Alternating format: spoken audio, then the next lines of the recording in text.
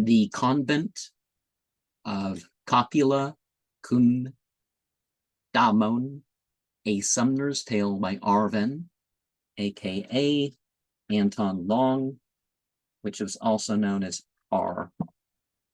Parker, and some other names that we have discussed and ones that I'm sure we have not discussed. Before the sun rises is the culmination of ritual.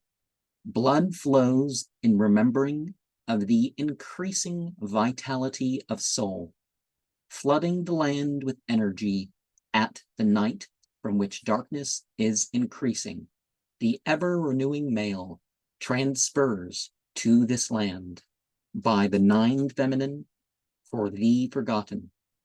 The powerful leader and crooked, shaking woman discuss the interruption. Tools are recovered from their inner and outer places. Some use newfound religion as an excuse for interruption. The devil will be served by more than those of crucial positions. Lizard killer consults in a private space about the traditional. The same stones and the movable are used in the dialectical. The hermit returns by the material and spiritual. Upon the infernal returns from exorcism that is not consensual. Death, the lovers, the hierophant, the fool, and the magician are brought about to form the connections with the dark ones in the way that was most logical. Power was had.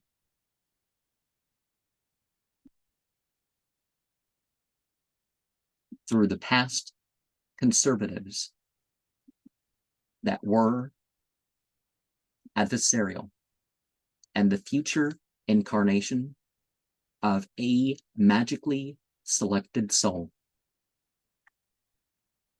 Now,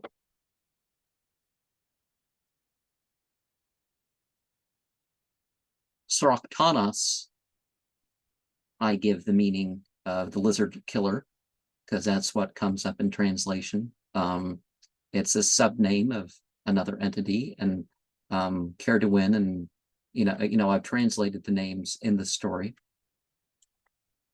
One thing that a person can do with the seasonals is to look at them in terms of darkness. The summer solstice is when the darkness starts to increase. The next cross quarter, about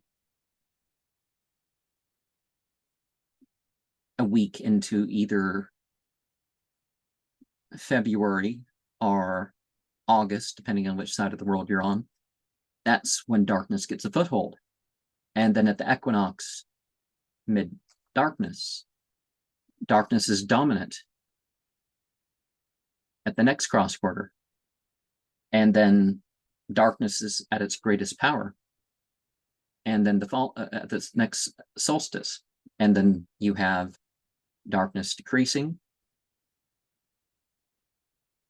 Darkness and light equal.